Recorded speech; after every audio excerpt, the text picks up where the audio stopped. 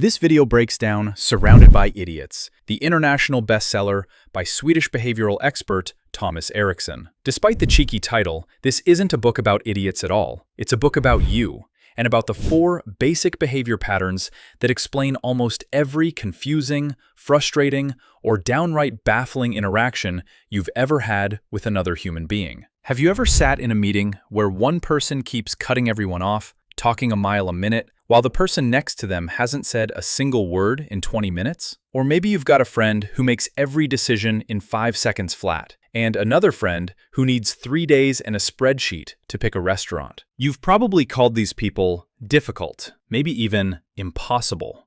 But here's a question that might change how you see every single person in your life.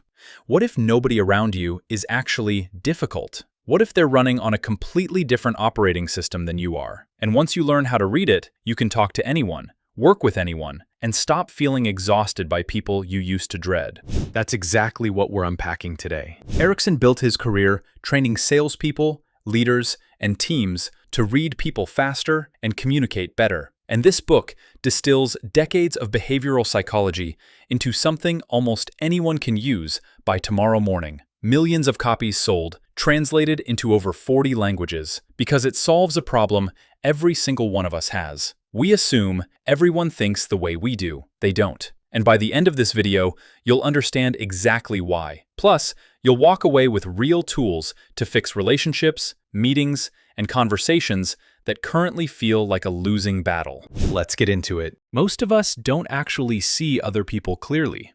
We see them through the lens of ourselves. If you're a fast decision maker, you find slow, careful people frustrating. If you're detail-oriented, you find spontaneous people reckless. We don't realize we're judging everyone by our own rulebook. A rulebook nobody else was ever given. Think about the last time you got annoyed at a coworker for over-explaining something simple, or annoyed at a friend for being too blunt. In both cases, you weren't actually seeing a flaw. You were seeing a different wiring. Erikson's core argument is that human behavior isn't random or chaotic. It follows patterns so consistent that psychologists have been mapping them for almost a century. Once you know the map, the confusing coworker, the moody in-law, the silent teenager, they all suddenly make sense. And that's where the 4 colors come in. Stick around. I am going to make you think of at least 3 people in your life differently by the time it's over. Erikson organizes human behavior into 4 color-coded types based on 2 simple questions. Are you more outgoing or more reserved? And are you more task-focused or more people-focused? Nobody is purely one color. You're a blend, but most people lean heavily toward 1 or 2. Let's meet them. Red, the dominant doer. Reds are direct, fast, and results-obsessed. They walk into a room and want to know one thing. What's the goal and how fast can we hit it? Think of the boss who sends a one-line email at 11 p.m. that just says, "Fix this," or the friend who books flights before anyone else has finished discussing the idea. Their strength is decisiveness.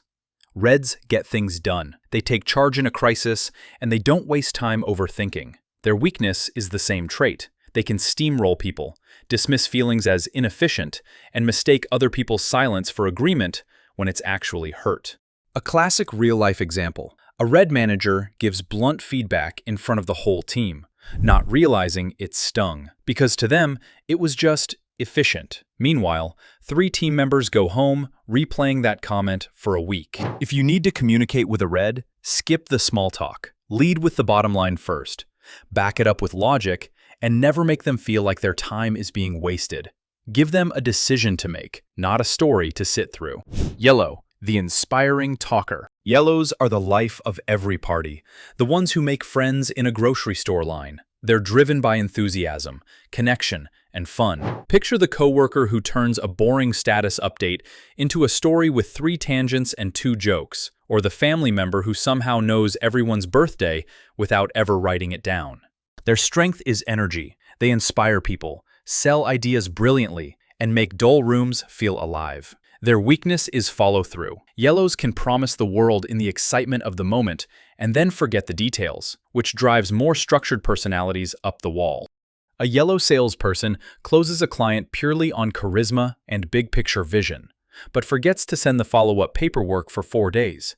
and the more detail-focused client starts to worry the whole deal was empty talk. To communicate with a yellow, bring energy, let them talk, and connect ideas to people and stories rather than spreadsheets. But also, gently, pin down specifics before you leave the conversation, because they'll agree to anything in the moment. Green, the steady supporter. Greens are calm, loyal, and allergic to conflict. They're the friend who remembers exactly how you take your coffee, the employee who never complains but quietly does excellent work for years. Think of the team member in meetings who says almost nothing, then messages you privately afterwards with the smartest idea in the room. Their strength is reliability and empathy. People trust greens instantly, and they're the glue that holds teams and families together. Their weakness is that they avoid conflict so much, they'll say, "I'm fine," when they're absolutely not, and resentment quietly builds until it explodes out of nowhere. A green employee gets handed extra work, project after project, because they never push back, until one day they quit without warning, and everyone is shocked because they never seemed upset. To communicate with a green, slow down. Don't ambush them with sudden changes. Ask direct questions like, "What do you actually think?" because they won't volunteer disagreement unprompted. Give them time to process before demanding an answer. Blue, the careful analyst. Blues are precise, logical, and detail-driven. They're the ones who read the entire terms and conditions, who catch the typo nobody else noticed, who ask, "But what's our data on that?" in a meeting full of gut-feeling decisions. Picture the student who redoes an assignment 5 times because good enough isn't good enough, or the customer who emails a company 11 follow-up questions before buying anything. Their strength is accuracy. Blues catch mistakes before they become disasters and bring rigor to chaotic teams. Their weakness is that they can get stuck in analysis, delay decisions past the point of usefulness, and come across as cold or overly critical, especially to yellows and reds who just want to move fast. A blue engineer refuses to ship a product update until every edge case is tested, while the red project lead is furious about the delay. Both are right from their own operating system. To communicate with a blue, bring facts, not feelings. Give them time and data, don't rush them, and never take their bluntness personally. It's not an attack, it's just precision. Here's a fascinating research note Erikson points to. Studies in workplace psychology suggest most conflict isn't caused by bad intentions at all. It's caused by mismatched communication styles between people who actually want the same outcome. Which brings us to the next big question. If everyone basically wants to get along, why does it go wrong so often? According to Erikson, conflict rarely comes from people disagreeing on what they want. It comes from disagreeing on how to get there, and neither side realizing the other is even playing a different game. Take a boss and employee. A red boss wants fast updates and short answers. A blue employee wants to give a thorough, accurate report before speaking. The boss thinks the employee is slow and evasive. The employee thinks the boss is careless and impatient. Neither is wrong. They're just misreading each other completely. Or a marriage between a yellow and a green. The yellow wants to talk through a problem out loud, thinking as they speak, filling the room with energy. The green wants quiet space to process internally before responding. The yellow feels shut out by the silence. The green feels overwhelmed by the noise. Same love, same goal, a good marriage, completely different processing speeds. In classrooms, a blue teacher who wants structured, quiet, methodical learning can clash hard with a yellow student who thrives on discussion and spontaneity. And the student gets labeled disruptive, when really they're just wired for a different kind of engagement. And in sales, a green salesperson trying to build slow trust with a red customer will lose the sale because the red customer wanted a fast, confident pitch 5 minutes ago and is already checking their phone. Notice the pattern? Almost every conflict Erikson describes isn't a character flaw, it's a translation problem. So, can it actually be fixed? That's next. How to adapt your communication. Here's the single most useful idea in the entire book. You don't need to change who you are. You need to become bilingual. Erikson's approach is simple. Before an important conversation, ask yourself what this person actually needs to hear you clearly. A red needs speed and bottom lines. A yellow needs energy and connection. A green needs patience and safety. A blue needs facts and time. This sounds small, but it's genuinely powerful in practice.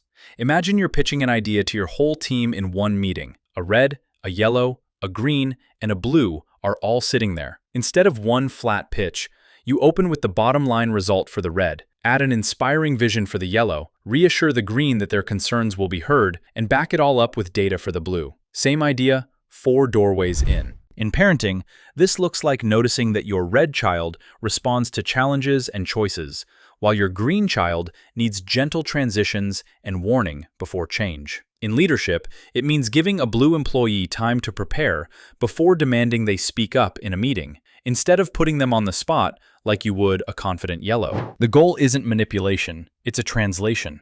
You're not being fake, you're making sure the truth actually lands. Now, an important pause here, because this is where a lot of people misuse the book. Erikson is very clear. Nobody is just one color. Most people are a mix, often with a dominant color and a strong secondary one. And that mix can shift depending on stress, environment, or even who else is in the room. The version of you at a funeral is not the version of you at a party, even though you're the same person. This model is not a personality test to slap on someone forever. It's not an excuse to say, well, that's just how reds are, and stop trying to understand someone as an individual. Think of it less like a label and more like a starting guess, a pair of glasses that helps you notice patterns faster, not a box you shove people into permanently. Used well, it builds empathy. Used badly, it becomes another way to stereotype people. The whole point is to look closer at someone, not to stop looking. So what do you actually walk away with here? In relationships, you stop taking your partner's different processing style personally. In leadership, you learn to motivate people in the language they actually respond to, not the one that's easiest for you. In teamwork, you start seeing that the quiet person and the loud person are both contributing, just differently. In parenting, you adjust your tone instead of forcing every child into the same mold. In sales and negotiation, you read what the other side actually needs to hear before you even open your mouth. And in friendships, you stop expecting everyone to show love, excitement, or loyalty exactly the way you do. The people around you were never idiots. They were just speaking a dialect you hadn't learned yet. Erikson's real message, underneath all the color charts and workplace stories, is almost embarrassingly simple. Most human conflict isn't about right and wrong. It's about something different, not translated. The next time someone frustrates you, a coworker, a partner, a stranger in traffic, try pausing before you judge them. Ask yourself what operating system they might be running instead. You might not always be right, but you'll almost always understand a little more and understand a little faster. Because the people who annoy us the most usually aren't the ones who are hardest to deal with. They're just the ones we haven't learned to listen to yet. If this breakdown helped you see someone in your life a little differently, let me know in the comments who came to mind. And subscribe for more book summaries that actually change how you see people.